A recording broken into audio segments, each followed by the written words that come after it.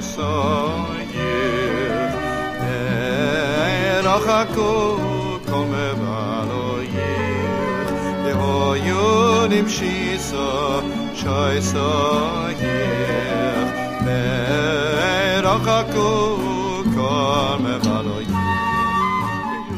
had some remarkable conversation with a great tzaddik that I knew, who had indicated to me perhaps there was some divine inspiration that was at work. But he told me to begin in Woodmere to open a shul, and there are Jews there who would very, very much appreciate the kind of Torah that I would be able to teach. And I asked this tzaddik, how am I supposed to do that? To open a shul? He said, no, the time will come and people will come to ask for such a thing, and make sure that you give it consideration. It's an important step to take in your life. And it happened.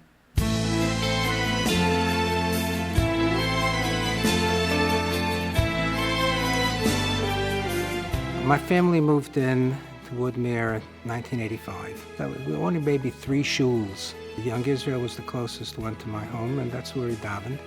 And that's where I became acquainted with Nachum.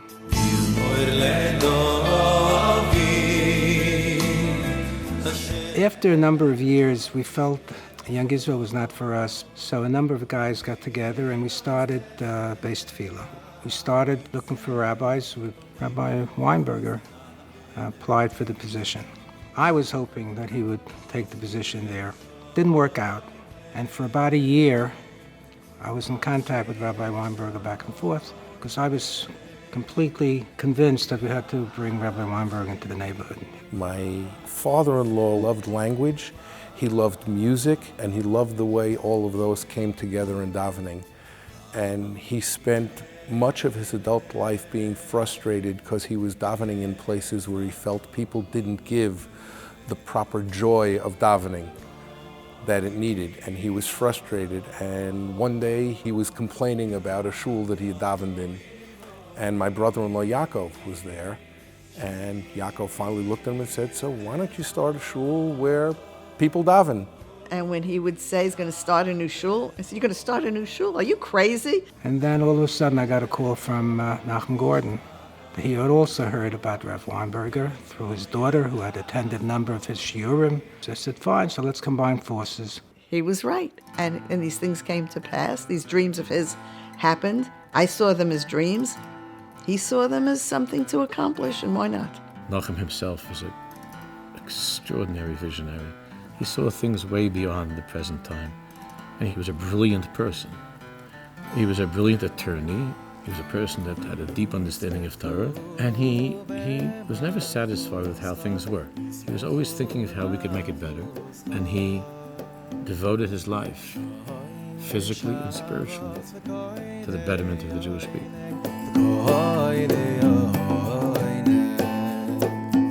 When I joined, the shul was about 3-4 years old. You know, Nachum was full of life and really, really loved the shul. And Aish Kodesh is a result of that belief and of that vision. And he made it happen.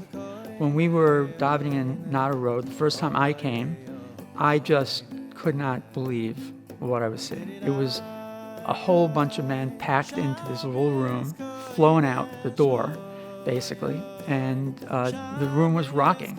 You know, physically shaking.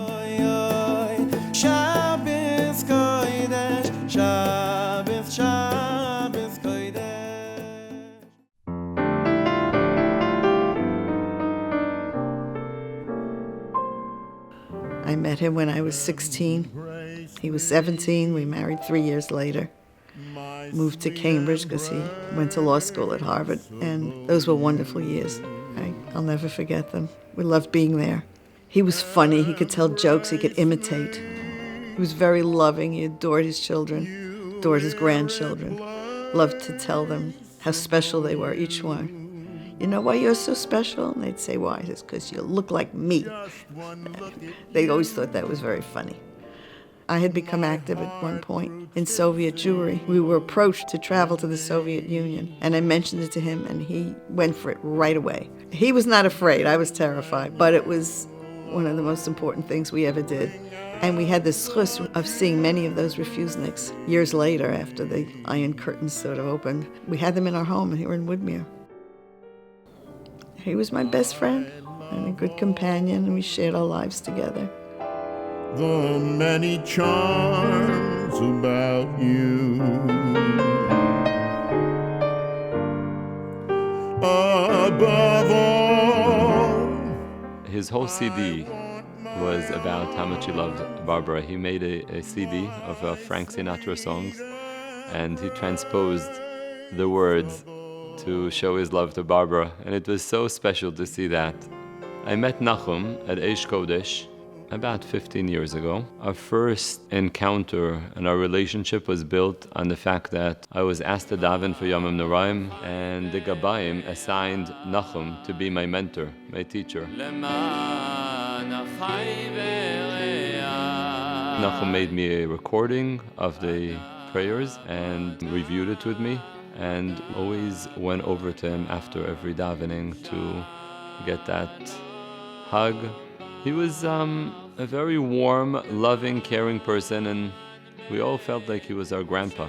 Whenever we needed some chizuk, we would talk to Nachum, he would give us that love. In fact, the last encounter that I had with him, I was visiting him on Shabbos with Harry Kotowitz. When I walked in, he gave me a kiss and he said, "I love you." What's fascinating is he was a man of vision and a man that wanted to help Klal Yisrael, but he was able to touch so many lives individually, which is something that was very unique. He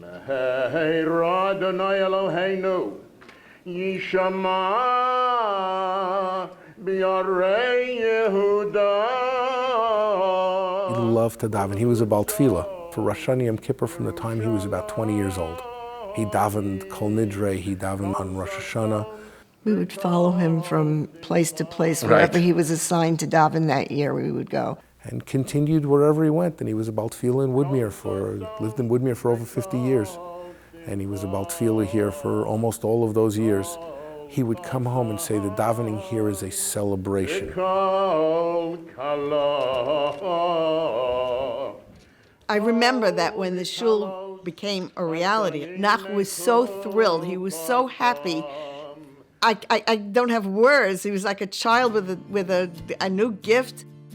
He went up to the home of an artist named Hizmi, and he told him the name Aish Kodesh in memory of the Aish Kodesh in Europe. And Nachum commissioned with this artist the logo that we all see, the flame that we all recognize and identify as the Aish Kodesh logo. And it was, oh my goodness, it was such a happy time. He was so thrilled to be doing this. He couldn't do enough.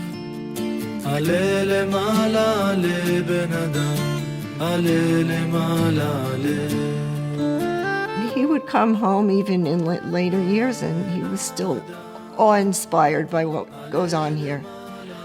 He said, this place is awesome. He never got tired of it. It was a constant thrill. His love, the singing, the dancing, the love of davening, the love of Torah learning. I remember the first Shabbos. It was in the Woodmere Academy in the library. And it was very awkward because, group of guys, this guy with a Streimel up front. At the time there was other than the Kamenetskis, there was no one else really with any black hats or anything. So we actually sat at the table, just a small group of guys, was in front of a sign that said, please no eating or drinking in the library. And I pointed it to Rebbe. So Rebbe picked up a piece of herring and went like this and ate the piece of herring. People weren't used to, at the time, the no talking policy. That was a new thing in Woodmere at the time.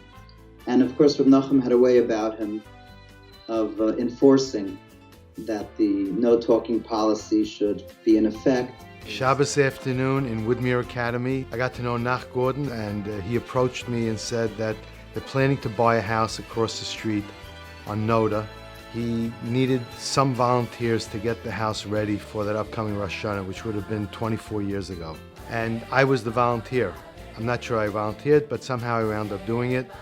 And in a matter of 4 weeks, we converted that house to a small shul, a place of inspiration that I know Nahum Gordon had long dreamed of.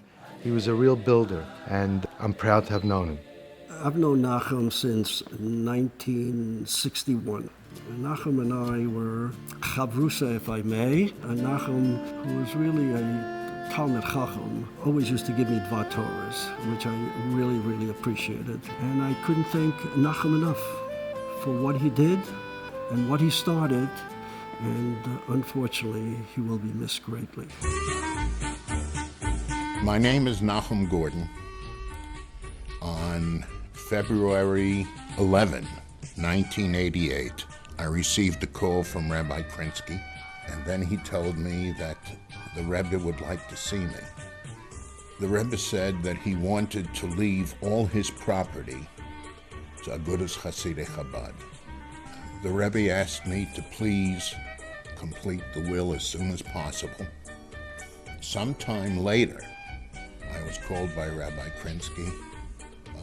The Rebbe wanted to revitalize the three main Lubavitch corporations, and he wanted me to please do it for him. My father-in-law spent a lot of time with the Rebbe, and Rabbi Krinsky, the Rebbe's secretary, remained friendly with my father-in-law for the rest of my father-in-law's life, came and spoke at the Levaya.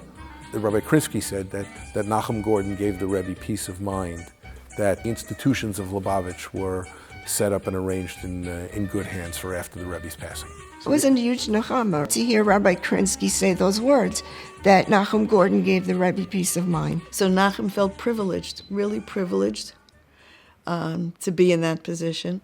It was also a schus to be in a position to start Aish Kodesh, to start something that really grew so beautifully, has made such an impact on our community and beyond the community. His passion was to bring simcha to everything around him. You know, his vision was for people to be jumping around and dancing, and that's what Aish Kodesh is, just pure simcha and simcha sachayim. I heard expressions of him like he was larger than life. He was my hero, he's a superhero. He wasn't the hero or a superhero, he was a dad. And he was a sweet dad, and he was a caring dad. And he always wanted to fix whatever wasn't right in our lives. And he was caring and devoted. Devoted would be the perfect word. He definitely believed in me. Knowing that somebody believes so much in you really is something special. And, you know, when he passed, I remember thinking, you know, I really need to make sure that I accomplish something big in my life. And I think he really put his money and put his time and put his efforts and put his incredible intelligence into fixing needs and filling needs. He created a vessel for a complete change in the community. Look at all the lives that Aish Kodesh has affected, and I'm grateful to him for creating and enabling the growth of Yiddishkeit and connection to Hashem in the community through learning Chassidus. I'm sure you're still blessing us from where you are. And for me, he is an absolute role model. And I love you, and I miss you. We all miss you, but we know that you're here with us. And I'd like to wish a bracha for all of us, that may we continue to connect to Hashem in the best way possible. You have to understand, Nahum Gordon was a very determined individual, tremendous resolve. And when he had a mission to accomplish, there was nothing that was going to deter him. Here you have a person of the utmost intellectual sophistication, a person of impeccable professional credentials. But when it came to his davening, to his learning, and being a friend, he would revert back to a little boy, the innocence, what we call the tmimus, a certain naivete.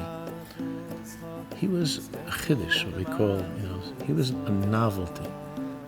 He really helped people and was an open, loving person. I miss that a lot. He would be very happy with the way the Kehillah is, the love of davening, the kavod given to the Rebbe. He got pleasure from it, and nachas. So the shul made him happy. And we could only hope he made the community happy with it. And God bless. He would wish it only the best of Hashem's blessings. And he would pray for its well-being.